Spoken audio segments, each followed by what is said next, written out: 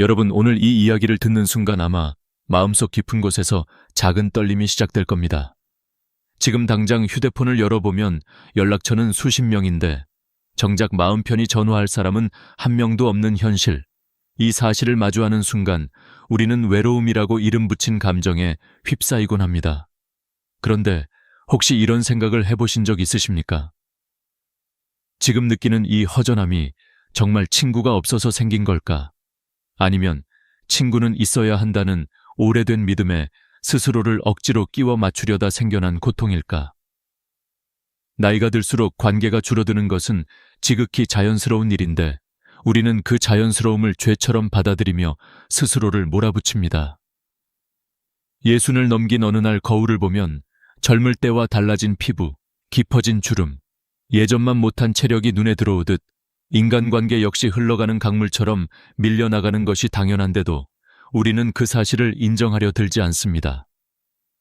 특히 한국 사회는 젊을 때부터 사람이 많아야 성공한 삶이라는 믿음을 우리 머릿속 깊이 새겨 놓았습니다. 직장 생활에서는 인맥이 중요하다고 배웠고, 학교에서는 친구들이 많아야 외톨이가 아니라며 주변을 둘러싸도록 요구받았습니다. 하지만 정작 인생의 후반전에서는 그 법칙이 통하지 않습니다. 관계를 넓히는 것이 아니라 줄여야 비로소 편안해지는 시기가 찾아옵니다. 문제는 우리의 마음이 아직 그 변화를 따라가지 못하고 있다는 것입니다. 예를 들어 은퇴한 뒤 사람들의 연락이 하나둘 줄어들기 시작하면 우리는 스스로에게 묻습니다. 내가 뭘 잘못한 걸까? 내가 매력이 없어진 걸까? 하지만 진실은 그 반대입니다. 나이가 들수록 관계가 줄어드는 건 실패가 아니라 선택입니다. 마치 계절이 바뀌면 나무가 잎을 떨구듯 인생도 어느 순간 불필요한 관계를 내려놓는 시기가 찾아옵니다. 그렇게 해야 새로운 가지가 자라고 나무가 단단해지듯 우리 마음도 가벼워지고 단단해지는 겁니다. 실제로 많은 심리 연구에서도 60세 이후 인간의 가장 중요한 심리 변화는 관계 축소라고 합니다. 즉, 에너지 소모만 하고 의미는 주지 않는 관계를 자연스럽게 멀리하는 변화가 나타난다는 것이지요. 이는 결코 부정적인 신호가 아닙니다.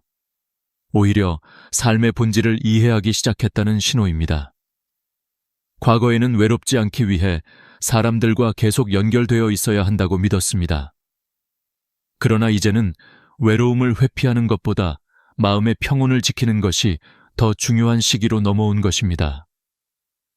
우리가 이 변화를 인정하는 순간 비로소 문제의 원인이 친구가 없음이 아니라 친구는 꼭 있어야 한다는 강박이었음을 깨닫게 됩니다. 많은 분들이 예전에는 사람들과 어울리면 즐거웠는데 요즘은 자꾸 피곤하고 말수가 줄어든다고 말씀하십니다. 이유는 간단합니다.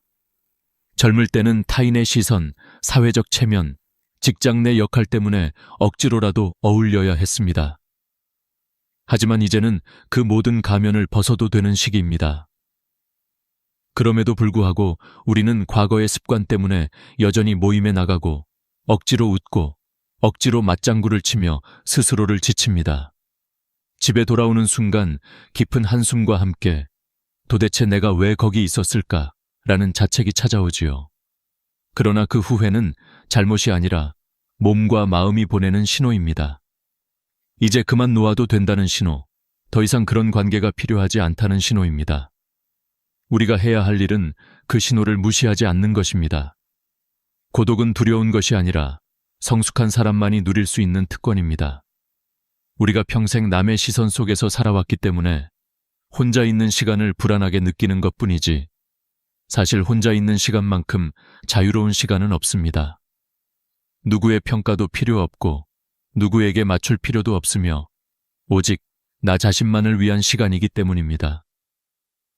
이렇게 말하면 어떤 분들은 그래도 사람 없이 어떻게 살아? 라고 하십니다. 하지만 진짜 중요한 건 사람의 숫자가 아니라 관계의 깊이입니다. 심리학에서는 관계 포만감이라는 개념이 있습니다. 즉, 관계의 수가 많아야 만족스러운 것이 아니라 나를 이해해주는 단 한 사람만 있어도 충분하다는 의미입니다. 그러나 가장 중요한 사실은 그 한 사람이 꼭 타인이어야 할 필요도 없다는 점입니다. 나 자신이 그 사람이 될 수 있습니다. 고독 속에서 우리는 비로소 나 자신을 만나게 됩니다. 내가 무엇을 좋아하는지, 무엇이 힘들었는지, 내가 진짜 어떤 사람인지, 이 시간을 통해 우리는 늦은 나이에 다시 한번 삶의 중심을 재정비하게 됩니다. 나이를 먹는다는 것은 누군가에게 더 의존하게 된다는 의미가 아니라 오히려 스스로를 더 깊이 이해하고 단순한 것에 감사하며 살아가는 법을 배워가는 과정입니다. 친구가 줄어드는 것이 두려움으로 느껴진다면 그것은 변화가 나에게 다가오고 있다는 신호이며 그 변화가 나를 더 자유로운 삶으로 이끌 것이라는 예고입니다. 그러니 이제는 스스로에게 이렇게 말해 보십시오. 혼자여도 괜찮아. 나는 나와 함께 할 수 있어. 그 순간 외로움은 사라지고 고요한 평온이 찾아올 것입니다. 이것이 예순 이후 우리가 도달해야 할 첫 번째 지혜입니다. 나이가 예순을 넘어서면 삶의 속도는 자연스럽게 바뀝니다. 예전에는 사람들 속에서 존재감을 확인하려 애썼다면 이제는 마음이 먼저 조용한 곳을 찾기 시작합니다. 그런데 이상하게도 많은 분들은 그 변화를 두려움으로 받아들입니다. 친구가 줄어드는 게 실패라고 착각하기 때문입니다. 하지만 진짜 진실은 그 반대입니다. 관계가 줄어드는 건 인생이 깊어지고 있다는 신호입니다. 그 사실을 깨닫는 데에는 시간이 필요하고 때로는 아주 조용한 순간이 계기가 되기도 합니다. 최민수 씨에게도 그런 순간이 있었습니다. 그는 은퇴 후 처음으로 아무 약속도 없는 토요일을 맞았고 그날 혼자 동네 뒷산을 걸어 올라갔습니다. 처음엔 어색했습니다.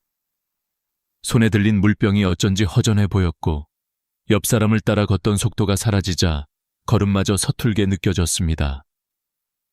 하지만 10분, 20분 지나자 몸의 긴장이 풀렸고 마침내 정상 근처에 도착했을 때 그는 오래 잊고 지냈던 감정을 느꼈습니다. 편안함. 아무도 시끄럽게 떠들지 않고 누구도 자랑을 늘어놓지 않고 억지 미소를 지을 필요 없는 공간에서 찾아온 고요함이었습니다. 벤치에 걸터앉아 도시를 내려다보며 최민수 씨는 마음속에서 이렇게 중얼거렸습니다. 내가 외로웠던 건 혼자여서가 아니었구나. 진짜 나를 숨기고 살았기 때문이었구나. 그날 이후 그는 자신을 관찰하기 시작했습니다. 모임에서 돌아온 날은 왜 그렇게 지쳐 있었는지, 왜 억지 라프를 지어야 했는지, 왜 집에 돌아오면 공허함만 남았는지 이유를 찾으려고 했습니다. 그리고 결론에 도달했습니다. 사람 많은 곳에 있음에도 마음은 언제나 혼자였다는 것. 오히려 사람들 사이에 있을 때 외로움이 더 짙어졌다는 사실. 심리학에서 이를 사회적 고립의 역설이라고 부르는데 관계의 양이 많은데도 정서적 교류가 적으면 뇌는 더 큰 고독감을 느낀다고 합니다. 반대로 혼자 있으면서도 마음이 편안하면 외로움은 사라지고 고독이라는 깊은 안정으로 바뀝니다. 최민수 씨에게도 그 변화는 천천히, 그러나 확실하게 찾아왔습니다. 그는 억지로 잡던 약속들을 하나씩 내려놓기 시작했습니다. 연락이 와도 마음이 원하지 않으면 정중하게 거절했고 단톡방 알림이 울려도 일부러 읽지 않았습니다. 처음엔 불안했습니다. 내가 이렇게 지내도 되는 걸까? 하지만 며칠만 지나자 오히려 마음이 가벼워졌습니다. 다른 사람의 일정에 맞추지 않아도 좋았고 억지로 맞춰 웃을 필요도 없어졌습니다. 무엇보다 그는 자신이 선택한 고요 속에서 살아있다는 느낌을 더 강하게 받았습니다. 어느 날 그는 조용한 카페에서 혼자 커피를 마셨습니다. 벽에 걸린 낡은 사진들을 바라보다가 문득 깨달았습니다. 젊을 때의 자신은 늘 누군가와 연결되어 있어야만 가치 있는 사람이라고 믿었다는 것. 하지만 이제는 다르게 느껴졌습니다. 혼자 있어도 충분히 괜찮고 오히려 혼자일 때 더 진짜 자신과 가까워진다는 사실을 예순을 넘긴 지금에서야 온몸으로 이해하게 된 것입니다. 그는 책을 펴고 몇 시간 동안 읽었습니다. 밖에서는 사람들이 분주하게 움직였지만 그는 전혀 흔들리지 않았습니다. 오히려 그 고요가 그날 하루를 더 풍성하게 만들었습니다. 사람들은 흔히 이렇게 말합니다. 혼자 있으면 외롭지 않나요? 그러나 진실은 이렇습니다. 혼자 있는 시간을 즐길 줄 아는 사람은 결코 외롭지 않습니다. 외로운 건 혼자 있기 때문이 아니라 다른 사람들 속에서 내 존재가 보이지 않을 때입니다. 그걸 깨달은 순간 최민수 씨의 삶은 완전히 달라졌습니다. 그는 과거처럼 사람들과 어울리는데 에너지를 쏟지 않고 대신 자신에게 집중하기 시작했습니다. 아침마다 산책하며 나무의 향기를 느끼고 점심엔 작은 식당에서 혼자 따뜻한 국밥을 먹었습니다. 처음엔 혼자 식사하는 게 어색했지만 시간이 지나자 오히려 자유롭다고 느끼게 되었습니다. 누가 뭐라고 하든 자신의 속도로 살 수 있다는 것. 그 자유로움이 그에게 큰 안정감을 주었습니다. 그리고 신기하게도 혼자 있는 시간이 편해질수록 마음이 넉넉해졌습니다.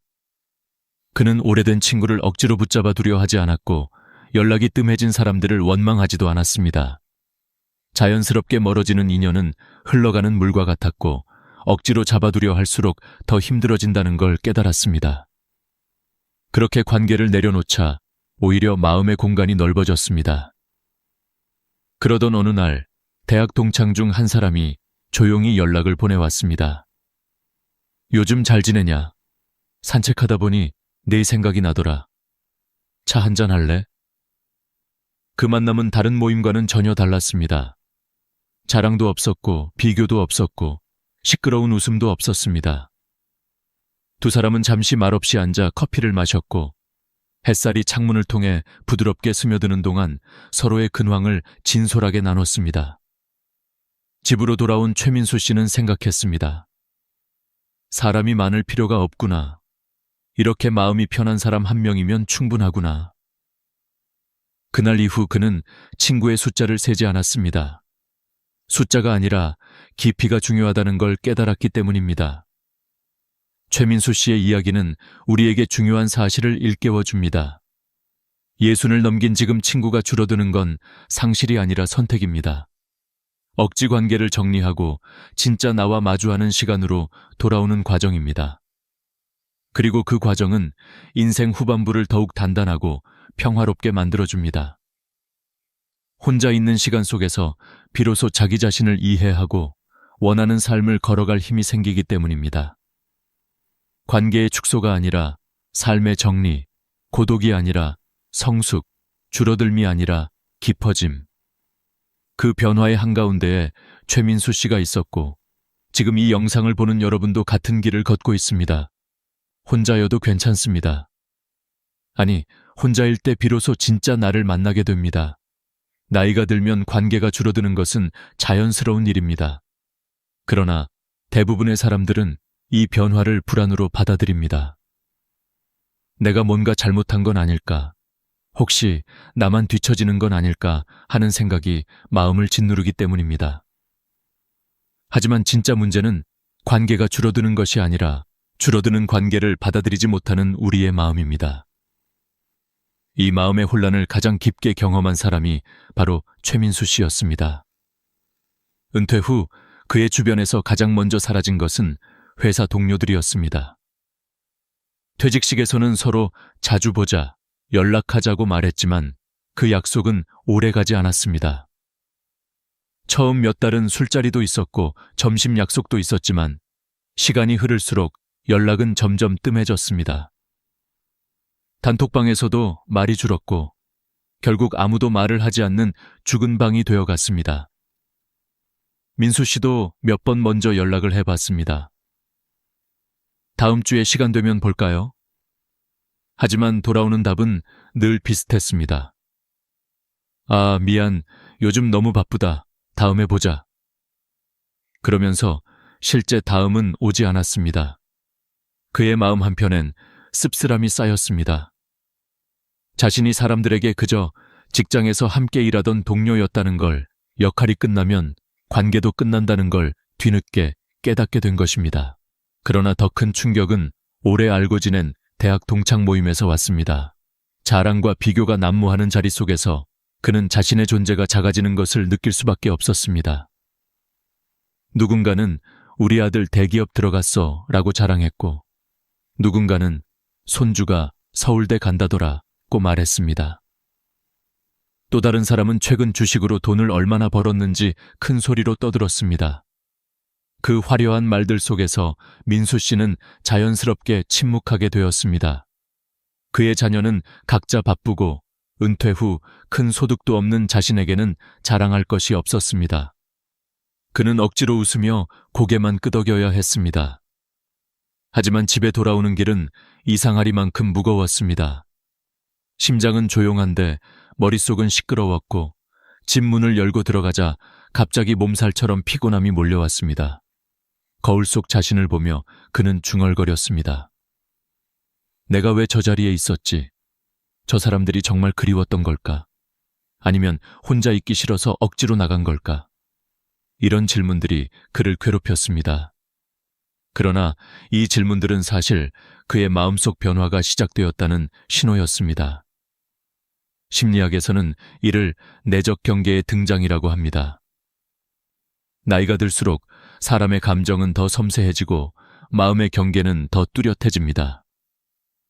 예전엔 아무렇지 않게 넘기던 말들도 상처로 다가오고, 에너지를 낭비하는 관계를 몸이 먼저 거부하게 됩니다. 관계가 줄어드는 것이 두려운 것이 아니라 내 마음을 이해하지 못하는 채 억지로 관계에 매달리는 것이 더 큰 고통이 되는 것입니다. 민수 씨도 처음엔 혼란스러웠습니다. 자신이 변한 것인지 혹은 사람들이 변한 것인지 알 수 없었습니다. 하지만 한 가지는 확실했습니다. 예전엔 관계의 숫자가 자신을 지탱해줬다면 이제는 관계의 질이 자신의 마음을 보호해준다는 사실입니다. 젊을 때는 시끄러운 자리 속에서 어울리는 것 자체가 즐거움이었습니다. 그러나 나이가 들수록 깊은 대화, 진심 어린 시선, 억지 없는 만남이 더 중요해졌습니다. 결국 그는 결심했습니다. 의미 없는 자리는 가지 않기로, 억지로 연락하지 않기로, 관계가 사라지는 것을 두려워하지 않기로 말입니다. 그는 혼자 있는 시간에 집중하며 자신을 돌보는 방법을 하나씩 배우기 시작했습니다. 가장 먼저 실천한 건 매일 20분 산책이었습니다. 집 근처 공원을 천천히 걸으며 나무와 바람을 느낄 때 마음이 조용해졌습니다. 전에는 이런 고요가 불편했지만 이제는 그 고요가 하루 중 가장 소중한 시간으로 자리 잡았습니다. 산책 후에는 커피숍에서 좋아하는 아메리카노를 마시며 창밖을 바라보는 시간이 일상의 루틴이 되었습니다. 누구와 수다를 떨 필요도 없었고 괜히 밝은 척할 필요도 없었습니다. 그저 고요하게, 자연스럽게 자기 자신과 함께 머무는 시간이었습니다. 그러던 어느 날 그는 우연히 한 문구를 읽게 되었습니다. 고독은 혼자가 아니라 나와 함께 있는 시간이다. 이 말이 민수 씨 마음 깊숙이 들어왔습니다. 혼자 있는 시간이 고통이라 느껴졌을 때는 외로움이었지만 혼자 있는 시간이 편안해지자 그것이 고독이 되었다는 걸 깨닫게 된 것입니다. 이렇게 마음의 안정이 찾아오자 신기한 변화가 생겼습니다. 억지로 연락했던 사람들은 자연스럽게 떠났지만 진짜 소중한 사람들과의 관계는 오히려 더 깊어졌습니다. 오래 알고 지냈지만 진심을 나누지 못했던 사람들은 사라졌고 가끔 연락해도 따뜻하게 이어지는 단 한 명의 친구가 남았습니다.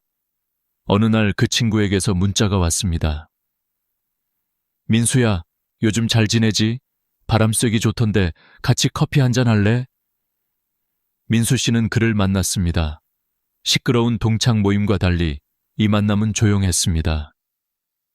서로의 근황을 나누고 최근 느낀 감정들을 털어놓으며 두 사람은 오래도록 대화를 나눴습니다. 그 자리에서 민수 씨는 깨달았습니다. 친구가 많을 필요가 없구나. 내 마음이 편한 사람 한 명이면 충분하구나. 이 깨달음은 예순 이후의 삶을 완전히 바꿔놓았습니다. 그는 더 이상 외롭지 않았습니다. 오히려 혼자 있는 시간이 풍요로웠고 조용한 산책과 차 한 잔이 삶을 채우는 중요한 순간이 되었습니다. 친구가 줄어드는 건 상실이 아니라 선택이라는 걸 알게 되었고, 그 선택이 인생의 후반부를 얼마나 평화롭게 만드는지 몸으로 실감하게 된 것입니다. 민수 씨의 변화는 우리 모두에게 중요한 메시지를 줍니다. 관계를 붙잡는 것이 아니라 관계를 내려놓는 용기를 가질 때 비로소 진짜 나와 마주할 수 있다는 사실. 그리고 그 순간부터 우리는 더 이상 외롭지 않습니다. 많은 사람들이 예순을 넘기면 외로움이 점점 커진다고 말합니다. 하지만 진짜 문제는 외로움 자체가 아니라 우리가 외로움을 어떻게 해석하느냐에 있습니다. 어떤 사람에게 외로움은 고통이지만 또 다른 사람에게는 새로운 삶을 시작하는 문이 되기도 합니다. 최민수 씨의 변화는 바로 그 두 가지 길 중 하나를 선택하는 순간이었습니다. 그는 더 이상 과거의 관계에 매달리지 않기로 결정했습니다. 그 결정을 통해 그는 외로움을 고독으로 바꾸는 방법을 직접 체험하게 된 것입니다. 하지만 그 변화의 과정은 단순하지 않았습니다. 마음 깊은 곳에서 올라오는 불안과 맞서는 연습이 필요했고, 익숙했던 관계를 떠나보내는 용기가 필요했습니다. 처음 변화가 시작되었을 때 그는 종종 혼자 있는 저녁 시간이 낯설었습니다. 예전에는 늘 누군가와 약속이 있었고 모임이 있었고 술자리가 있었습니다. 하지만 이제는 아무도 연락하지 않았고 집안은 조용했습니다. 텔레비전 소리만 공허하게 울리는 그런 밤이면 문득 생각이 스쳤습니다. 혹시 내가 너무 고립된 건 아닐까? 하지만 바로 그때 그는 자신에게 이렇게 말했습니다. 이건 고통이 아니라 회복의 과정이야. 마음을 다잡기 위해 그는 혼자 있는 시간을 채우는 작은 의식을 만들었습니다. 매일 밤 잠들기 전에 조용히 불을 낮추고 작은 스탠드를 켜고 일기장을 펼쳐 하루 동안 있었던 일을 차분히 적기 시작했습니다.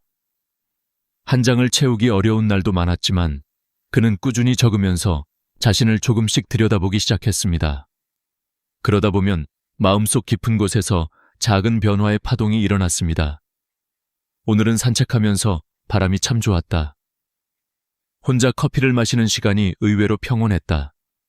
이렇게 사소한 문장들이 모여 하나의 감정이 되었습니다. 바로 나는 혼자 있어도 괜찮다는 감정이었습니다. 심리학자 로라 카스텐슨의 사회정서 선택 이론에 따르면 나이가 들수록 인간은 관계의 양보다 질을 더 중요하게 여긴다고 합니다. 젊을 때는 많은 사람들과 어울리며 넓은 네트워크를 쌓는 것이 필수적이지만 인생 후반부에 가까워질수록 사람들은 자연스럽게 정서적으로 의미 있는 관계를 선택하게 됩니다. 이 이론은 민수 씨의 삶과 너무나 잘 맞아떨어졌습니다. 그는 자신도 모르게 그런 선택을 하고 있었던 것입니다. 무의미한 대화, 억지 웃음, 과장된 자랑이 난무하는 자리에서 불편함을 느꼈던 것도, 혼자 산책하며 느꼈던 편안함도 모두 그의 마음이 의미 있는 관계를 향해 움직이고 있다는 증거였습니다.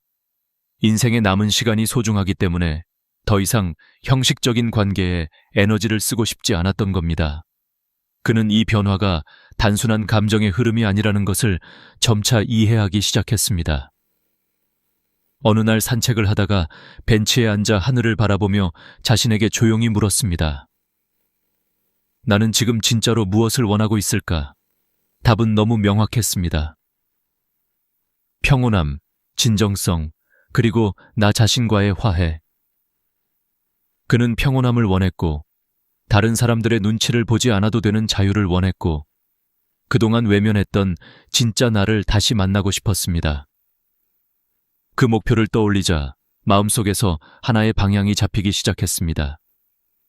그는 더 이상 외로움을 두려워할 필요가 없었습니다. 외로움은 그가 진짜 자신에게 돌아가는 길이었으니까요. 그러나 이 과정 속에서 또 하나의 중요한 깨달음이 찾아왔습니다. 바로 사람은 혼자 있어도 연결될 수 있다는 것입니다. 물리적으로 함께 있지 않아도 마음으로 이어질 수 있는 사람들이 있습니다. 실제로 민수 씨가 자기 자신과의 시간을 진심으로 받아들이기 시작했을 때 주변 사람들과의 관계도 오히려 더 자연스럽게 변했습니다. 그는 억지로 연락하지 않았습니다. 대신 마음에서 우러나올 때만 문자를 보냈고 가고 싶은 모임에만 나갔습니다. 그러자 사람들과의 대화도 훨씬 더 진심이 되었습니다. 억지로 웃을 필요도 없고 분위기를 맞추기 위해 힘을 들일 필요도 없었습니다. 자연스러움이 자리 잡자 관계의 무게도 가벼워졌습니다. 그제서야 그는 알게 됐습니다. 혼자 있는 사람이 외로운 것이 아니라 억지로 많은 사람들 속에 있으면서도 이해받지 못하는 사람이 진짜 외로운 것이다. 어느 날 그는 동네 카페에서 혼자 책을 읽고 있었습니다. 따뜻한 햇살이 창문 너머로 들어오는 고요한 오후였습니다. 커피 향이 은은하게 퍼지고 조용한 음악이 흐르고 그는 그 속에서 편안함을 느꼈습니다. 바로 그 순간 그는 깨달았습니다. 지금 이 시간이 누군가와 있는 시간보다 더 좋다. 그 깨달음은 그에게 큰 힘이 되었습니다. 혼자 있는 시간이 풍요로운 사람만이 진짜로 누군가와 건강한 관계를 맺을 수 있다는 걸 알게 된 것입니다. 그리고 신기하게도 그가 혼자 있는 시간을 진심으로 사랑하게 되자 사람들도 그를 더 편하게 대하기 시작했습니다. 억지로 웃지 않아도 자랑하지 않아도 꾸미지 않아도 되었기 때문입니다. 그의 태도가 바뀌자 그의 인간관계도 바뀌었습니다. 진짜로 마음이 통하는 친구 한두 명이 남았고 그 관계는 이전보다 훨씬 깊어졌습니다. 숫자는 줄었지만 깊이는 커졌습니다. 그는 더 이상 외롭지 않았습니다. 그리고 그는 깨달았습니다. 외로움은 관계가 줄어서 생기는 것이 아니라 나 자신과 멀어져서 생기는 것이다. 민수 씨의 이야기는 우리에게 중요한 진실을 알려줍니다. 나이가 들수록 친구가 줄어드는 건 실패가 아니라 성숙입니다. 관계가 정리되는 것은 잃어버리는 것이 아니라 회복하는 과정입니다. 그리고 혼자 있는 시간이 늘어나는 것은 고통이 아니라 선물입니다. 그 시간 속에서 우리는 비로소 진짜 자신을 만나고 마음의 평온을 찾고 무리 속에서 잃어버렸던 나를 되찾을 수 있기 때문입니다. 나이가 60을 넘어서면 사람들은 자연스럽게 관계의 정리라는 커다란 변화를 마주하게 됩니다. 그리고 이 변화는 어느 날 갑자기 찾아오는 것이 아니라 마음속 어딘가에서 천천히 싹트는 미묘한 감정에서 시작됩니다. 더 이상 억지로 웃기 싫고 괜히 피곤해지는 만남이 늘어나고 누군가의 말 한마디에 괜히 마음이 흔들리고 집에 돌아와 한숨이 깊어지는 순간들이 잦아집니다. 많은 분들이 이때 스스로를 탓합니다. 내가 예전보다 덜 사교적인 건가? 내가 변한 건가? 하지만 사실은 정반대입니다. 변한 것이 아니라 성숙해진 것입니다. 젊었을 때는 사람들 사이에서 인정받고 싶고 관계를 넓히고 싶은 욕구가 강했습니다. 하지만 시간이 지나면 내 삶의 에너지, 내 마음의 평온, 내 정신의 여유가 얼마나 소중한지 알아차리게 됩니다. 그래서 불필요한 관계에 마음을 쓰고 싶지 않게 되는 겁니다. 이건 결코 이기적인 변화가 아닙니다. 오히려 내 마음을 지키기 위한 자연스러운 선택입니다. 60을 넘기고 나는 누군가와 만나고 돌아올 때마다 점점 지쳐가는 자신을 발견하게 됩니다.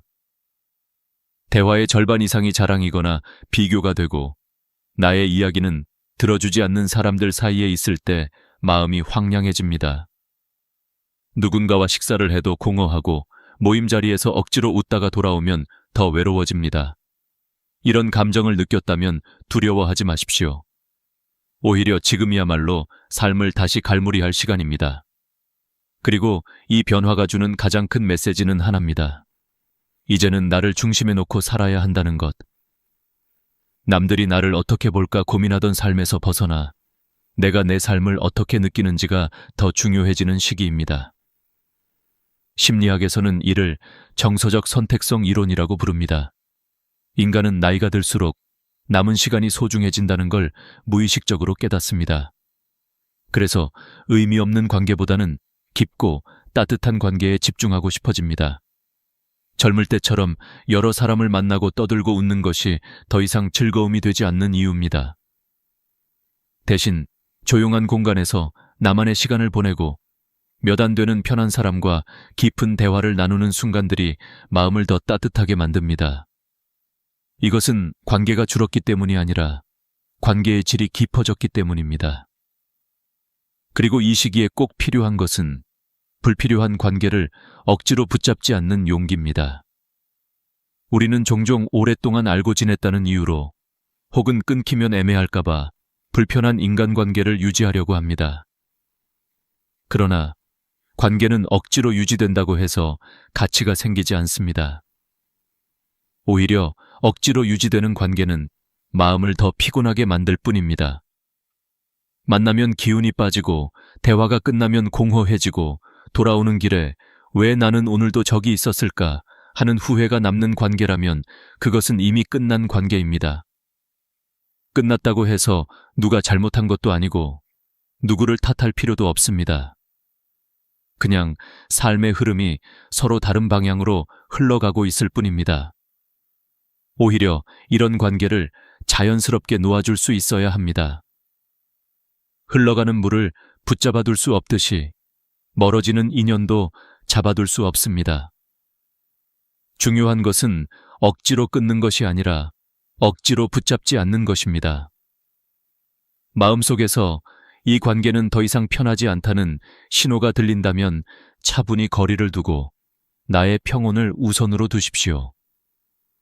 그러면 놀랍게도 진짜 필요한 사람들은 자연스럽게 남습니다. 억지로 붙잡지 않아도 되는 사람들, 꾸미지 않아도 되는 사람들, 침묵 속에서도 편안한 사람들. 나이가 들수록 이런 관계 한두 개만 있어도 충분합니다.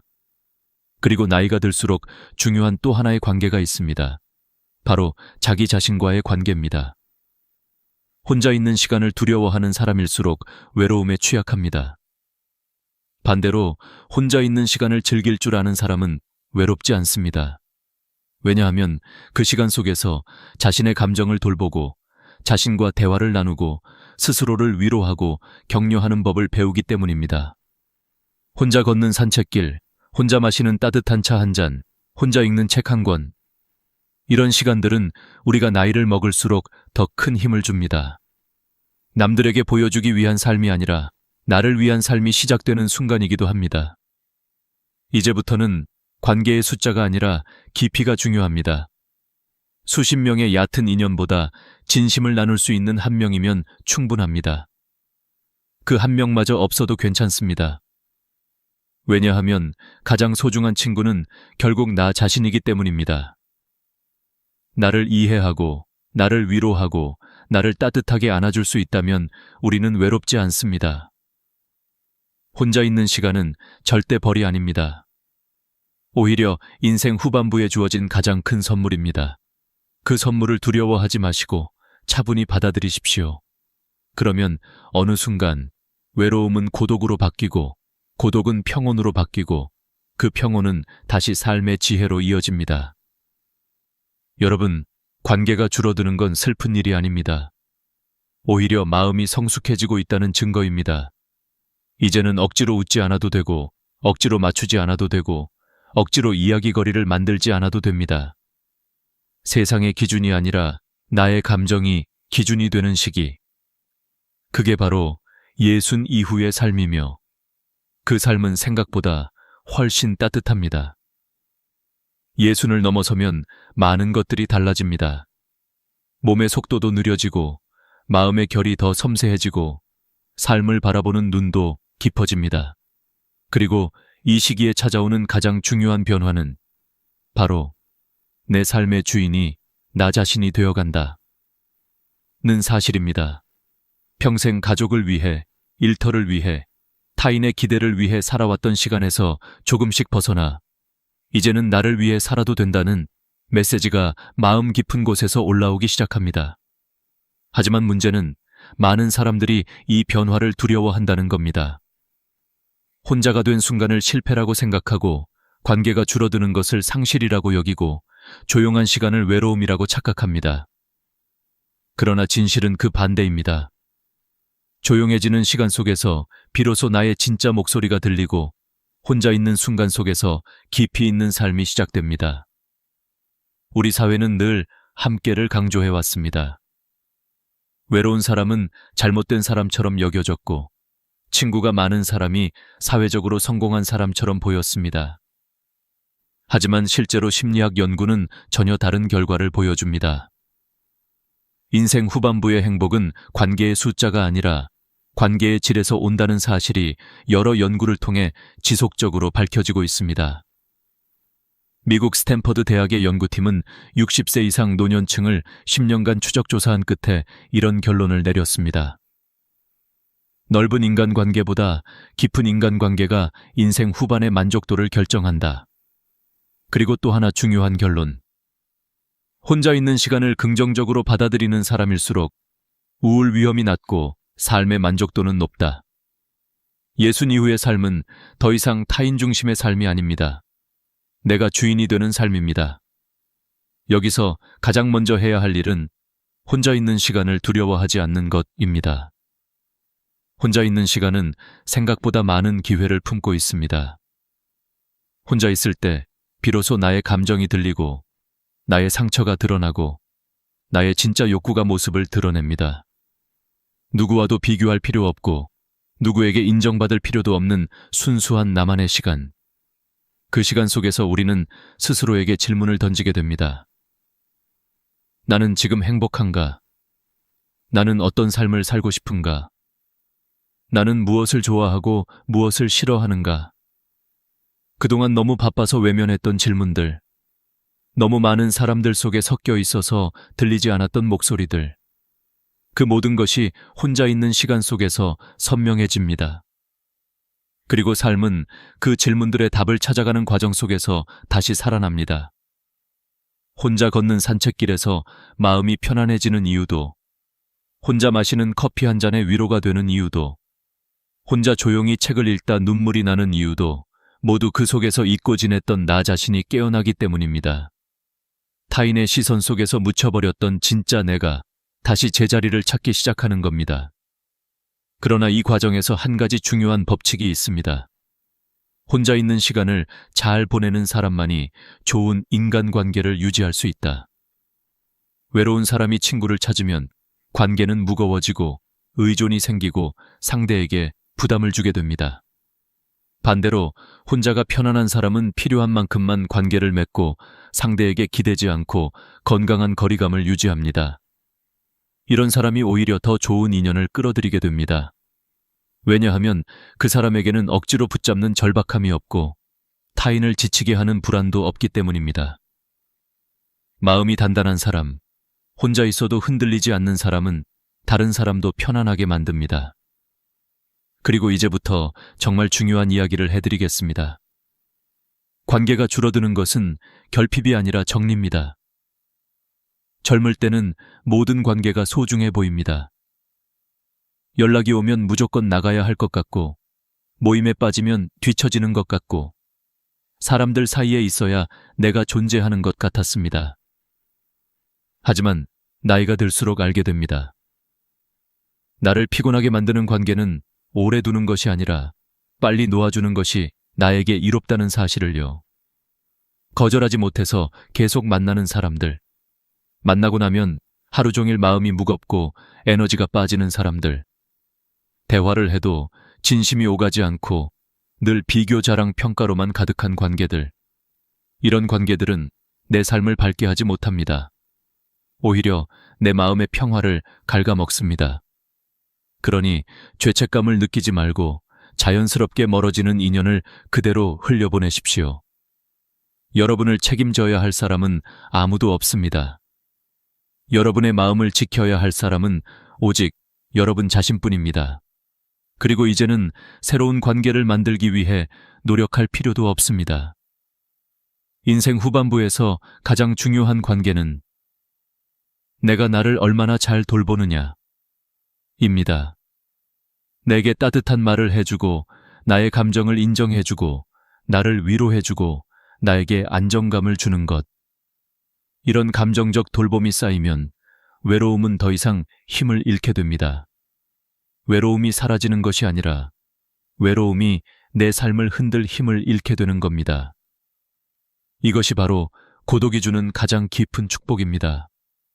고독은 나를 강화시키고 단단하게 만들고 삶을 스스로 이끌 수 있는 힘을 줍니다. 그리고 마지막으로 꼭 기억해야 할 사실이 있습니다. 관계가 줄어드는 것은 자연스러운 인생의 흐름이며 그 흐름을 받아들이는 사람이 더 평온하게 산다. 봄에 핀 꽃이 가을이면 지듯이 관계도 계절을 따라 변합니다.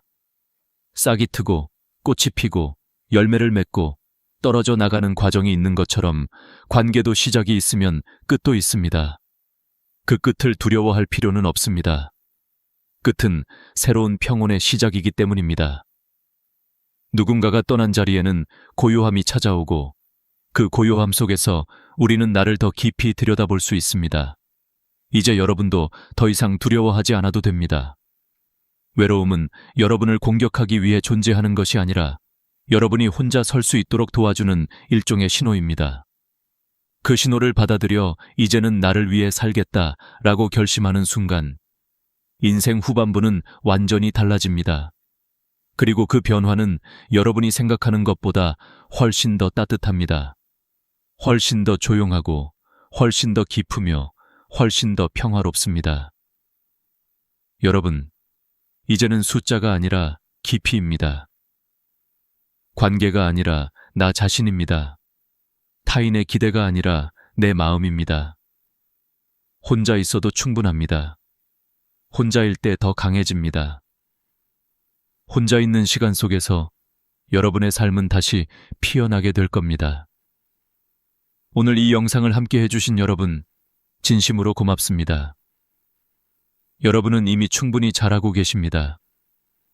혼자여도 괜찮습니다. 아니, 혼자일 때야말로 인생의 본질을 가장 깊게 이해하는 순간입니다.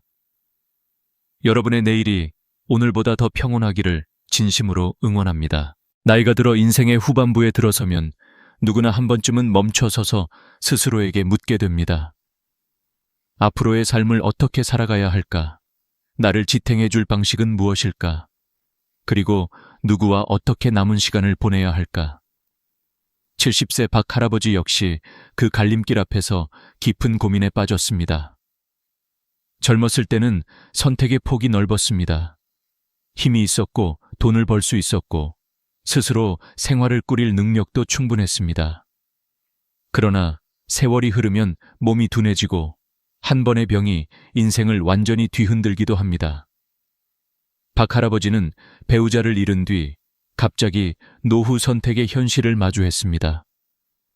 자녀와 함께 살 것인가, 간병인을 고용할 것인가, 아니면 요양원으로 들어갈 것인가. 누구나 익숙하게 알고 있는 이 세 가지 선택지는 언뜻 보기에는 당연한 해결책처럼 보이지만 실제로 깊이 들여다보면 어느 하나 쉬운 것이 없었습니다.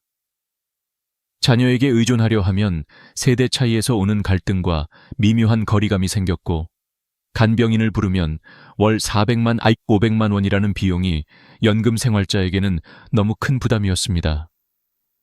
요양원은 경제적으로는 상대적으로 저렴해 보일지 모르지만 자유롭지 못한 규율 속의 집단 생활은 독립적인 성향의 노인에게는 감옥처럼 느껴지기도 합니다.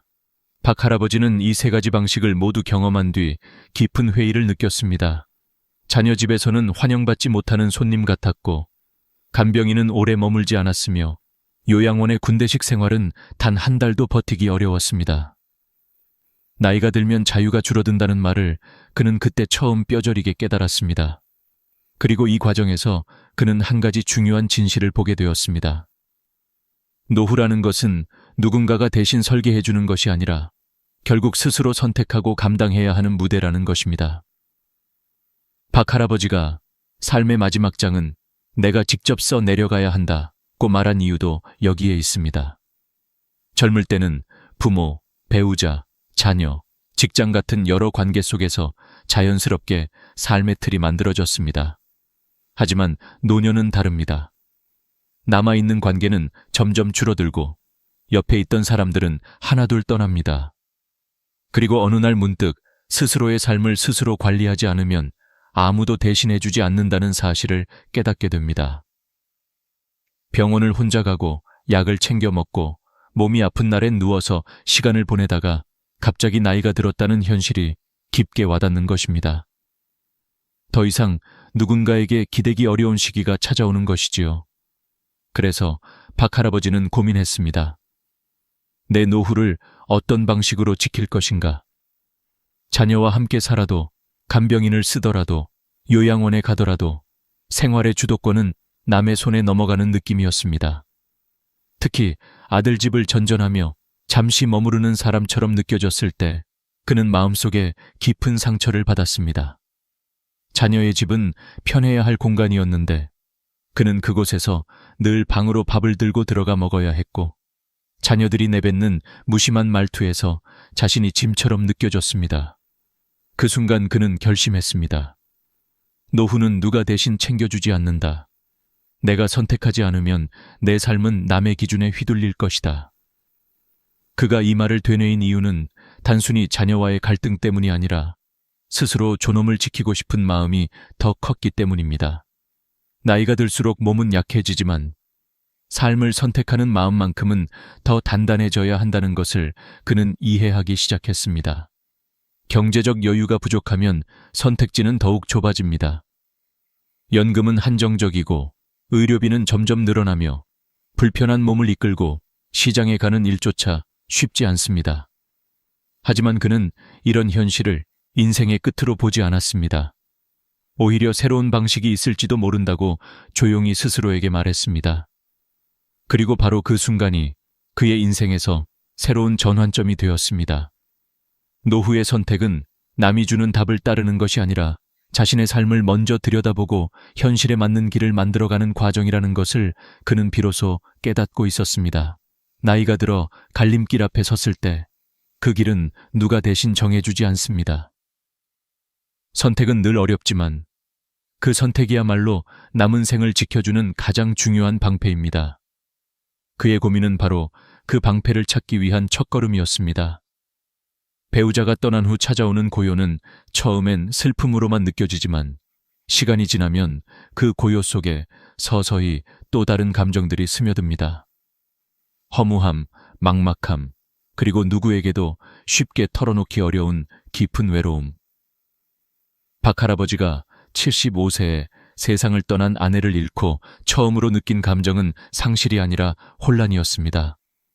평생 서로에게 의지하며 손을 잡고 병원에 가던 그 시간이 너무 자연스러웠기에 아내가 없는 병원 대기실 의자에 혼자 앉아 있는 것조차 견딜 수 없는 일이었습니다.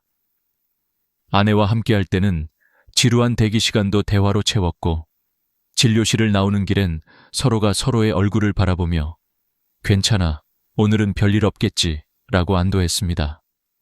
그러나 혼자가 되는 순간 병원도 집도 거리도 전부 낯설어졌습니다. 혼자 남은 노인의 일상은 사람들의 상상보다 훨씬 버겁습니다. 진료 카드를 꺼내는 일, 번호표를 뽑는 일, 걸음이 느려 뒤에 줄을 세우는 일까지도 스스로를 자꾸 초라하게 느끼게 합니다. 박 할아버지는 병약한 몸을 이끌고 긴 대기줄에 서 있으면서 갑자기 이런 생각이 들었다고 합니다. 아내가 있었다면 이 고비를 같이 넘겼을 텐데. 그리고 그 순간 깨달았습니다. 아내를 잃은 것보다 더 무서운 것은 혼자서 살아야 한다는 사실이라는 것을. 몸은 아프면 약으로 버틸 수 있지만 마음의 무게는 약으로 해결되지 않습니다. 자녀가 있었지만 그는 도움을 청하지 않았습니다. 자녀들이 바쁘다는 걸 알았기에 그들에게 짐이 되고 싶지 않았습니다. 그리고 속으로는 이런 생각도 있었습니다. 그들도 이제 자기 삶이 있는데 내가 너무 바라면 안 되지. 그는 자녀가 자신에게 짜증을 내거나 힘들어 할까봐 말 한마디도 조심하며 지냈습니다. 하지만 그런 조심이 오히려 자녀에게는 거리감으로 느껴졌습니다. 도움을 요청하지 않으면 자녀도 언제 도와야 할지 모르는 법입니다. 어느 날 시장에 가다가 크게 넘어져 입원하게 되었을 때 자녀들은 그를 걱정하며 자신들의 집에서 몇 달씩 번갈아 모시겠다고 했습니다. 그 배려는 감사했지만 자녀의 집 문을 들어서는 순간부터 그는 이곳이 내 집이 아니다 라는 사실을 뼈저리게 느꼈습니다. 자녀들은 마음으로는 아버지를 챙기고 싶었지만 일상 속에서 아버지는 자연스럽게 불편한 존재로 자리 잡았습니다. 식사 시간만 되면 자녀들은 눈치를 보며 아버지, 식사는 방에서 드세요. 아이들도 있고 라고 말했습니다. 그 말 속에는 아버지가 이 공간에 있으면 불편하다는 감정이 가볍게 숨겨져 있었습니다. 박 할아버지는 그 말을 들으며 머쓱하게 방으로 들어갔고 문을 닫으며 작은 한숨을 내쉬었습니다. 그는 이렇게 말했습니다. 아무리 내 자식이라도 그 집은 결국 내 집이 아니었어. 젊었을 때는 자식이 부모 마음을 헤아리지 못하고 나이가 들면 부모가 자식 마음을 헤아리며 살아야 한다는 말처럼 느껴졌습니다. 가장 견디기 어려웠던 것은 자녀들의 말투였습니다. 젊은 세대 특유의 빠르고 건조한 반응, 그리고 무심한 표정은 박 할아버지에게 큰 상처가 되었습니다. 그는 말했습니다. 내가 조금 느려져도 말이 반복돼도 내가 늙어서 그런 거지 일부러 그런 건 아닌데. 그걸 이해해주는 사람이 없다는 게 가장 힘들었어. 그는 자녀들의 집에서 생활하는 동안 마치 투명한 사람처럼 느꼈습니다. 거실에서도 말이 줄어들었고 식사 때도 조용히 있었다가 방으로 돌아갔습니다. 가족이 있는 공간인데도 외로운 것은 오히려 더 깊게 다가왔습니다. 결국 그는 자녀의 집을 떠나 다시 혼자 살기 시작했지만 그 선택이 자유를 준 동시에 새로운 두려움도 가져왔습니다. 집으로 돌아오면 고요함이 더 크게 느껴졌고 밤에는 문득문득 공포감이 밀려왔습니다. 혹시 내가 갑자기 아프면 어떡하지? 쓰러지면 누가 알까? 이런 생각들은 그를 불면의 밤으로 이끌었습니다. 특히 나이가 들수록 홀로 병원을 가는 일은 큰 결심이 필요했습니다. 다리가 아파도 조금만 참자라고 스스로를 달래며 병원에 가는 일을 미루는 날이 많아졌습니다. 이는 단순한 게으름이 아니라 혼자 움직이는 데서 느껴지는 육체적 정서적 부담의 총합이었습니다. 사람들은 종종 말합니다. 자녀가 있으면 든든하지 않나요? 그러나 박 할아버지는 조용히 고개를 저었습니다. 자녀가 있어도 도움을 요청하지 못하면 그 존재는 가까운 듯 가장 먼 관계가 됩니다. 그는 어느 날 이런 생각을 했습니다. 내가 늙어가는 건 자연스러운 일이지만 존엄을 잃고 싶진 않다. 그리고 그는 진짜 노후의 문제는 단순히 몸이 아픈 것이 아니라 혼자가 될 때 마주하는 현실이라는 사실을 점점 깨닫고 있었습니다. 나이가 들면 누구나 외로워지지만 그 외로움 속에는 분명한 진실이 있습니다. 누군가에게 완전히 기대어 살아가는 삶은 오래 지속될 수 없다는 것. 그리고 노년에는 내 삶을 지키기 위한 또 다른 방식을 반드시 찾아야 한다는 것. 그는 아직 그 답을 알지 못했지만 마음속 어딘가에서 희미한 불빛처럼 새로운 길이 필요하다는 생각이 점점 커지고 있었습니다. 나이가 들면 누구나 걱정하는 것이 있습니다. 바로 돈입니다. 병원비, 약값, 간병비, 생활비, 예상치 못한 사고나 질병까지. 노년의 돈 문제는 젊을 때보다 훨씬 복잡하고 무겁습니다. 박 할아버지는 아내가 살아있을 때는 경제적인 불안이 크게 와닿지 않았습니다. 두 사람이 함께 생활을 꾸려나가며 서로 의지했기 때문입니다. 하지만 혼자 남은 순간 그가 마주한 현실은 너무도 냉정했습니다. 다리를 다쳐 입원하고 퇴원한 뒤 그는 일상생활의 작은 행동들조차 쉽지 않다는 것을 깨달았습니다. 장을 보러 나가면 돌아오는 길이 고역이었고 계단을 내려올 때마다 다리에 힘이 빠져 식은땀이 흐르곤 했습니다. 몸 하나 제대로 움직이기 어려운 상황에서 그는 결국 간병인을 고용할 수밖에 없었습니다. 그러나 간병인의 월급은 최소 400만 원에서 500만 원. 그 돈은 박 할아버지의 연금을 훌쩍 넘는 금액이었습니다. 자녀들이 일부를 도와주었지만 그 도움조차 박 할아버지에게는 죄책감이었습니다. 내가 이렇게까지 애들 손을 빌려야 하나? 이 말은 그가 가장 듣기 싫은 말이었고 가장 하고 싶지 않은 말이었습니다. 자식에게 손 벌리는 일은 부모가 가장 마지막으로 남기는 선택입니다. 그는 늘 자녀에게 부담을 주지 않겠다고 다짐했지만 현실은 마음과 다르게 흘러갔습니다. 간병인을 고용하는 비용은 단순한 숫자가 아니라 자유를 잃는 느낌과도 연관되어 있었습니다. 돈을 쓰면 생활이 불안해지고 돈을 아끼면 몸이 더 아프고 위험해집니다. 어느 쪽을 선택해도 마음이 편해지지 않는 것입니다. 결국 그의 선택지는 요양원뿐이었습니다. 자녀들도 간병인 비용을 계속 부담하는 것이 어려웠기에 저렴한 요양원으로 들어가 보자고 제안했습니다. 박 할아버지는 실망했지만 자녀의 입장을 이해했습니다. 그는 자녀의 짐이 되기를 원치 않았고 자녀들도 더 이상 감당하기 어려운 경제적 부담을 느끼고 있었으니까요. 그래서 요양원에 들어갔습니다. 그러나 그곳에서의 생활은 그가 꿈꾸던 노후와는 너무나도 달랐습니다. 요양원의 생활은 마치 규칙으로 움직이는 군대 같았습니다. 정해진 시간에 일어나고, 정해진 시간에 밥을 먹고, 정해진 시간에 약을 먹고, 정해진 시간에 불을 끄고 잠자리에 들어야 했습니다. 박 할아버지 같은 자유로운 성격의 사람에게는 이 생활이 큰 억압처럼 느껴졌습니다. 게다가 요양원 안에서의 갈등도 적지 않았습니다. 어떤 노인은 큰 소리로 TV를 틀었고 어떤 노인은 밤새 잠을 이루지 못해 뒤척여 다른 사람의 잠을 방해했습니다. 누군가는 사소한 문제로 화를 냈고 누군가는 말다툼을 했습니다. 각기 다른 배경과 성격을 가진 사람들이 작은 공간에서 함께 살아가는 일은 결코 쉬운 일이 아니었습니다. 할아버지는 어느 순간 문득 이런 생각을 했습니다. 이게 내 마지막 삶의 모습이라면 너무 슬프다. 요양원 입소 한 달 만에 그는 그곳을 떠날 것을 결심했습니다. 비용은 아꼈지만 마음은 무너져 내렸습니다. 그리고 다시 집으로 돌아온 그는 혼자서 살아가는 방법을 고민하기 시작했습니다. 문제는 돈이었습니다. 연금으로는 간병인을 지속적으로 고용하기 어렵고 요양원도 자신과 맞지 않았습니다. 그렇다면 남은 선택지는 무엇인가? 그는 오랫동안 머릿속으로 계산하고 따져보고 밤마다 생각했습니다.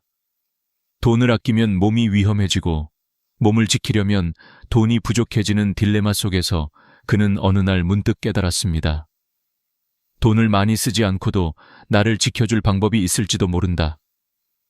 그리고 그 깨달음은 예상치 못한 순간에 찾아왔습니다.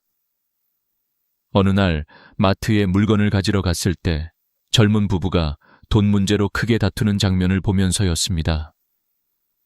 부부는 생활비가 부족해 다투고 있었고 박 할아버지는 그들의 대화를 조용히 들으며 마음이 아팠습니다. 생활이 빠듯하다는 점에서 그는 그들과 비슷했습니다. 순간 그의 머릿속에 번개처럼 번뜩이는 생각이 떠올랐습니다. 내가 조금의 비용을 지불하고 그들이 나를 도와준다면 서로에게 도움이 될 수 있지 않을까? 그 순간 할아버지는 자신의 노후를 바꿀 결정적인 해결책을 떠올렸습니다. 그는 자신에게 더 이상 큰 비용을 쓰는 노후는 불가능하다는 것을 인정했고 동시에 누군가에게 의지하되 부담을 주지 않는 방식을 찾고 있었습니다. 그 단순한 생각이 그의 삶을 전부 바꿔놓을 혁신적인 방식이었습니다. 바로 젊은 부부에게 소액을 드리고 도움을 받는 생활 방식이었습니다. 간병인에게 500만 원을 주는 대신 젊은 부부에게 50만 원을 드리고 그들로부터 도움을 받는 방식. 비용은 10분의 1로 줄고 생활은 더 편안해지는 방법이었습니다. 그는 이 방식이 자신에게 맞을지 아직 확신할 수 없었지만 최소한 요양원이나 간병인 비용에 의존하는 삶보다는 훨씬 현실적이라는 확신이 있었습니다. 노후는 결국 비용과 편안함의 균형을 어떻게 찾느냐에 달려 있었고 박 할아버지는 그 균형점을 찾아가기 시작하고 있었습니다. 젊은 부부의 말다툼을 지켜본 후 박 할아버지는 집으로 돌아가는 길 내내 깊은 생각에 잠겼습니다. 사람은 누구나 힘들다는 사실, 그리고 그 힘듦의 모양은 다르지만 결국 서로가 서로에게 의지가 될 수 있다는 가능성을 그는 처음으로 실감했습니다. 그는 집에 도착하자마자 종이에 몇 가지를 적었습니다. 나에게 필요한 도움은 무엇인가? 상대가 부담 없이 도와줄 수 있는 일은 무엇인가? 내가 지불할 수 있는 금액은 어느 정도인가? 그리고 마지막 줄에 그는 이렇게 써내려갔습니다. 나는 누군가에게 짐이 되고 싶지 않다.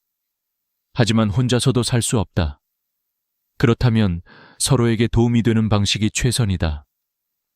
다음 날 박 할아버지는 아파트 단지 입구에 작은 마트로 향했습니다. 걷는 것이 힘들었지만 마음은 단단했습니다. 젊은 부부를 다시 만났을 때 그는 조심스럽지만 확신에 찬 목소리로 제안을 꺼냈습니다. 혹시 내가 하루 두 끼만 먹고 간단한 집안일만 필요하니 매일 잠깐씩 도와줄 수 있겠나? 대신 월 50만 원을 드릴게. 젊은 부부는 처음에는 놀란 표정을 지었습니다. 예의상 돈을 받기는 좀 이라고 했지만 그 말 속에는 약간의 기대와 안도감이 섞여 있는 것을 박 할아버지는 금세 알아차렸습니다. 젊은 부부도 형편이 어려웠기 때문입니다. 남편은 소득이 일정하지 않은 자영업자였고 아내는 아이를 돌보느라 고정 수입이 없었습니다. 생활비가 빠듯해 다투던 그들에게는 박 할아버지의 제안이 단순한 알바가 아니라 안정적인 추가 수입이 될 수 있었습니다. 잠시 고민하던 부부는 결국 고개를 끄덕이며 제안을 받아들였습니다. 부담드리고 싶지 않아요. 그냥 도와드릴게요. 그 말에 박 할아버지는 고개를 저었습니다. 대가는 받아야 서로 편해. 그래야 오래가고 서로 미안할 것도 없지. 이 말에 젊은 부부는 비로소 편안한 얼굴이 되었습니다. 그렇게 새로운 동행이 시작되었습니다. 다음 날 아침 젊은 부부의 아내는 정성스럽게 집으로 찾아왔습니다. 그녀는 방을 환기시키고 간단히 청소하고 세탁기를 돌린 뒤 부드러운 미음과 따뜻한 반찬을 준비했습니다. 박 할아버지는 오랜만에 누군가가 차려준 집밥을 먹었습니다. 그 맛은 그냥 음식의 맛이 아니라 사람의 손길이었습니다. 식사를 마치고 부부는 집을 정리한 후 돌아갔습니다. 첫날의 도움은 불필요한 과함도 부족함도 없이 적절했습니다. 박 할아버지는 오랜만에 진심으로 편안함을 느꼈습니다. 이제야 사람 냄새가 나는 것 같구나. 혼잣말이 저절로 나왔습니다. 시간이 지나면서 이 생활 방식은 점점 안정되었습니다. 젊은 부부는 아침과 저녁 2번씩 와서 식사를 준비하고 간단한 집안일을 도와주었는데 할아버지의 집이 크지 않았기 때문에 그들에게 큰 부담이 되지 않았습니다. 오히려 부부는 새로운 수입 덕분에 생활이 조금씩 나아졌고 서로에게 고마운 마음이 생겼습니다. 관계는 고용 관계가 아니라 함께 사는 삶의 일부로 변해갔습니다. 부부는 집안일을 할 때 대충 하지 않았습니다. 먼지가 조금이라도 보이면 꼼꼼히 닦았고 냉장고 속 식재료도 부족하지 않게 맞춰두었습니다. 아내는 가끔 야채를 더 넣어 반찬을 풍성하게 해주기도 했고 남편은 무거운 물건을 옮겨주며 부담 느끼지 마세요 라고 말했습니다. 박 할아버지는 그들의 진심이 따뜻하게 느껴졌습니다. 경제적으로 어려워도 사람이 가진 선함은 쉽게 변하지 않는다는 것을 다시 한번 깨닫는 순간이었습니다. 이 생활은 1년 동안 이어졌습니다. 놀라운 변화는 바로 이 1년 동안 박 할아버지가 단 한 번도 간병인을 찾지 않았다는 사실입니다. 누구에게도 짐이 되지 않았고 누구에게도 지나친 비용을 지불하지 않았습니다. 그는 현실적이고 지속 가능한 방식으로 자신만의 노후를 구축했습니다. 그리고 어느 날 그는 마음이 움직였습니다. 저 사람들이 나를 이렇게 성실히 챙겨주는데 나도 무언가 보답을 해야 하지 않을까? 그는 젊은 부부를 앉혀놓고 조용히 말했습니다. 내가 매달 50만 원 드리는 것 말고 1년 동안 계속 나를 돌봐준다면 500만 원을 보너스로 드리고 싶네. 젊은 부부는 눈을 동그랗게 뜨며 놀랐습니다. 아니에요. 저희는 그저... 그러나 할아버지는 흔들림 없이 말했습니다. 사람이든 일이든 성실하면 보답이 있어야 해. 고맙다는 마음을 표현하는 것도 내 몫이지. 젊은 부부는 결국 눈물이 맺힌 얼굴로 고개를 끄덕였습니다. 500만 원은 그들에게 엄청난 돈이었습니다. 단순한 보너스가 아니라 삶을 다시 꾸릴 수 있는 희망 같은 금액이었습니다. 그날 이후 젊은 부부는 더 깊은 마음으로 할아버지를 살폈습니다. 박 할아버지는 자신에게 주어진 노후의 시간을 누군가의 부담이 아닌 상호 도움과 정으로 채울 수 있다는 사실이 놀라울 정도로 감사했습니다. 그는 깨달았습니다. 노인의 노후는 반드시 큰 돈이 필요한 것이 아니다. 내게 맞는 방식을 찾으면 되는 것이다. 오늘도 젊은 부부는 어김없이 찾아와 따뜻한 밥을 지었습니다. 박 할아버지는 식탁에 앉아 조용히 생각했습니다. 내가 참 잘 선택했구나. 그의 얼굴엔 오래된 근심 대신 조용한 미소가 머물러 있었습니다. 김 할아버지의 이야기는 어느 날 조용히 시작되었습니다. 80을 훌쩍 넘긴 그의 삶은 오래전부터 고단함의 그림자를 안고 있었고 자립 능력을 잃게 된 순간부터 그 그림자는 점점 더 짙어졌습니다. 아내가 세상을 떠난 후 그는 혼자였다. 몸이 서서히 약해지고 움직임이 불편해지고 오른쪽 신체 감각을 잃은 후에는 삶의 기본적인 일조차 버거웠습니다. 하지만 누구보다 큰 문제는 따로 있었습니다. 그를 돌봐줄 여력이 있는 가족이 없다는 사실이었습니다. 외동딸은 남편의 폭력과 경제적 압박 아래 갇혀 있었고 사위는 그야말로 거칠고 무책임한 사람이었습니다.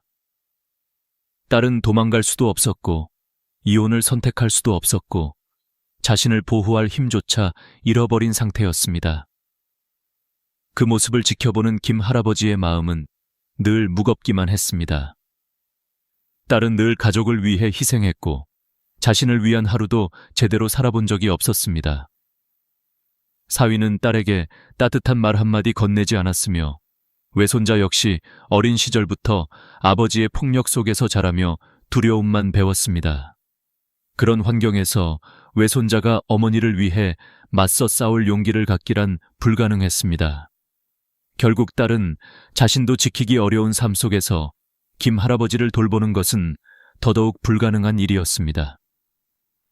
김 할아버지가 작년 뇌졸중으로 쓰러졌을 때 딸은 그를 돌볼 수 없었습니다. 병원에서 퇴원하고 집으로 돌아온 뒤 그는 외손자의 도움으로 겨우 기본적인 생활을 이어갔습니다. 외손자는 배달 음식을 대신 주문해 주었고 가끔 집에 와서 화장실을 비우고 목욕을 돕고 쓰레기를 버려주었습니다. 그러나 시간이 지날수록 외손자는 점점 지쳐갔습니다.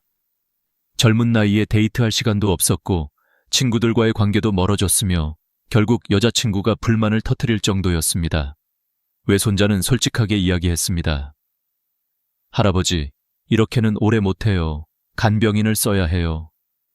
그의 말은 짜증이 아니라 진심이 담긴 호소였습니다. 김 할아버지는 외손자의 상황을 누구보다 잘 알고 있었습니다. 그는 외손자에게 짐이 되고 싶지 않았습니다. 젊은 사람에게는 젊은 사람의 삶이 있고 사랑이 있고 미래가 있다는 사실을 그는 깊이 이해했습니다. 그래서 김 할아버지는 스스로 해결책을 찾기로 결심했습니다. 하지만 그것은 결코 쉽지 않았습니다. 매달 몇십만 원의 연금과 거의 없는 예금으로는 간병인도 요양원도 이용하기 어려웠습니다. 요양원은 기본 비용만 해도 수백만 원에서 시작했고 더 좋은 시설을 원하면 비용은 더욱 높아졌습니다. 가정 간병인을 고용하는 것은 요양원보다도 많은 비용을 요구했습니다. 그는 이 현실 앞에서 깊은 한숨을 내쉬었습니다. 어떻게 살아야 하느냐. 하지만 그는 포기하지 않았습니다. 긴 고민 끝에 그는 문득 한 가지 해답을 떠올렸습니다. 돈은 적게 들면서도 안정적인 방법, 혼자서도 가족에게 부담을 주지 않으면서도 최소한의 도움을 받으며 살아갈 수 있는 방식. 그 답을 떠올린 날, 그는 오랜만에 깊은 잠을 잘 수 있었습니다. 다음 날 아침, 김 할아버지는 외손자를 급히 불렀습니다. 외손자는 중요한 일이라 생각해 바로 달려왔습니다. 그리고 할아버지는 침대에 기대 앉아 두 가지 선택지를 건넸습니다. 첫 번째, 집을 팔고 요양원에 들어가 여생을 보내는 방법. 두 번째, 집을 외손자에게 증여하는 대신 외손자가 결혼하고 아이를 낳더라도 계속 함께 살며 최소한의 함께 사는 기반을 마련하는 방법. 외손자는 숨을 삼켰습니다. 그는 이미 거칠고 폭력적인 아버지와 사는 것이 너무 힘들었기에 할아버지와 함께 살 수 있다면 오히려 마음 편할 것이라 생각했습니다.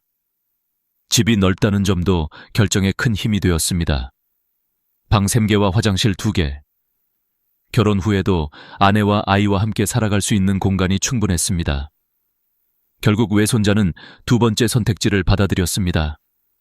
그러나 김 할아버지는 외손자가 그를 돌봐야 하는 존재가 되기를 원하지 않았습니다.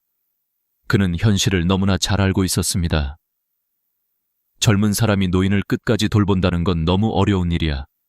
심지어 친자식도 쉽지 않은 일인데. 그래서 그는 외손자에게 간병인을 쓰는 대신 시간제 간병인을 고용할 계획을 세웠습니다. 하루 2번 몇 시간씩만 도와주는 형태. 비용은 몇십만 원이면 충분했고 연금으로도 감당할 수 있었습니다. 외손자가 부담할 일도 없었습니다. 무엇보다 중요한 것은 누군가 집에 있다는 안정감이었습니다. 노인에게 가장 무서운 것은 돈의 부족도 외로움도 아닌 응급 상황에서 아무도 도와줄 수 없다는 현실이었습니다. 외손자는 이 말에 깊이 공감했고 그날부터 할아버지와 함께 살 준비에 들어갔습니다. 다음 날 외손자는 시간제 간병인을 데리고 왔습니다. 그는 매일 아침 9시에 와서 집안을 정리하고 세탁하고 간단한 점심을 준비했습니다. 오후 5시에 다시 와서 저녁을 짓고 설거지까지 마친 뒤 퇴근했습니다.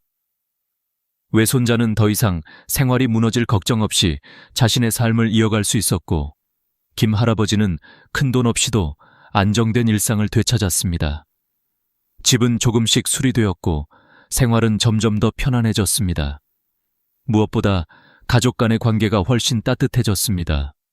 서로 부담을 주지 않고 서로를 위해 최선의 방식을 찾았기 때문입니다. 김 할아버지는 지금의 삶에 만족했습니다. 적은 비용으로도 지혜로운 방식으로도 인간답고 따뜻한 노후를 만들 수 있다는 확신이 생겼습니다.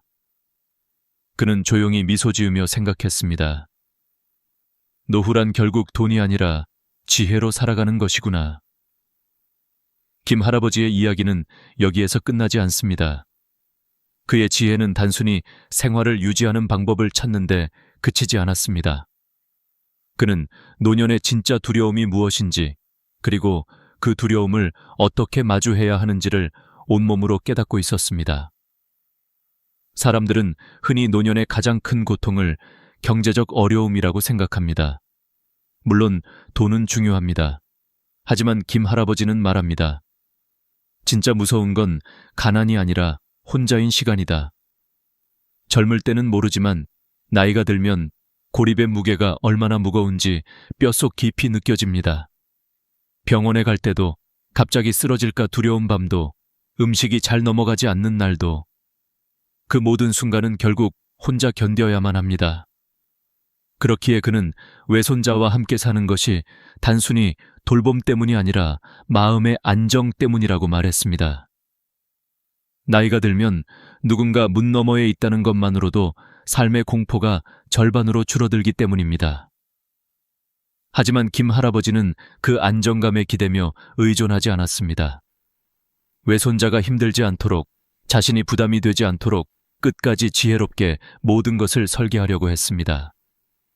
그가 시간제 간병인을 고용하기로 한 것도 같은 이유였습니다. 사람의 마음은 약해지고 몸은 점점 굳어가지만 품위를 잃고 싶지 않은 마음은 나이가 들어도 변하지 않습니다. 그는 마지막까지 누군가에게 짐이 되지 않는 삶을 꿈꾸고 있었습니다. 어느 날 외손자가 직장에서 지친 얼굴로 퇴근해와 말했습니다. 할아버지, 요즘 회사에서 일이 많아서 조금 힘들어요. 그 말에 김 할아버지는 조용히 고개를 끄덕였습니다. 젊은 사람이 자기 삶을 개척해 나가는 길이 얼마나 고단한지 그는 누구보다 잘 알고 있었습니다. 그는 외손자에게 따뜻한 차를 내어주며 말했습니다. 힘들면 언제든 쉬어라. 나는 간병인도 있고 네가 없더라도 괜찮다. 내 인생을 먼저 살아라. 외손자는 그 말에 눈시울이 붉어졌습니다. 돌봄이 부담이 되어서는 안 되는데 할아버지가 오히려 자신을 배려하고 있다는 사실에 마음이 복잡해졌습니다. 그러나 김 할아버지는 끝까지 흔들림이 없었습니다.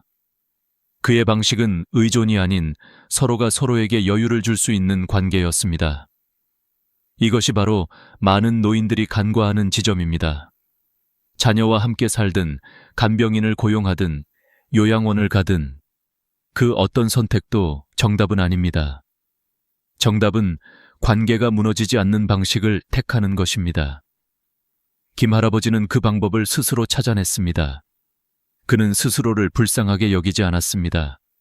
오히려 자신의 삶을 마지막까지 스스로 설계해 나가는 주체였습니다. 그는 어느 날 외손자에게 말했습니다. 나는 내 남은 시간을 슬픔으로 채우고 싶지 않다. 나한테 남은 건 하루하루가 얼마나 소중한지 느끼며 살아가는 일이야. 그러고는 창밖을 한참 바라보았습니다. 그의 눈에는 외로움도 있었지만 그보다 더 큰 담담함이 깔려 있었습니다. 그는 자신을 거두어 줄 사람을 찾는 것이 아니라 자신이 스스로 당당히 서 있을 수 있는 방식을 찾은 것입니다. 이것이 바로 노년의 품이었습니다. 김 할아버지는 스스로의 삶을 정리하며 비상금의 중요성도 강조했습니다. 그는 말했습니다. 아무리 자식이 효도해도 노인에게는 비상금이 필요하다. 그 돈이 있어야 내 감정도 삶도 지킬 수 있다. 실제로 많은 노인들이 가족과 갈등을 겪는 순간 돈이 있느냐 없느냐는 결정적인 차이를 만듭니다. 누군가에게 부탁하지 않아도 되고 스스로 선택할 수 있고 누군가의 눈치를 보지 않아도 되는 삶.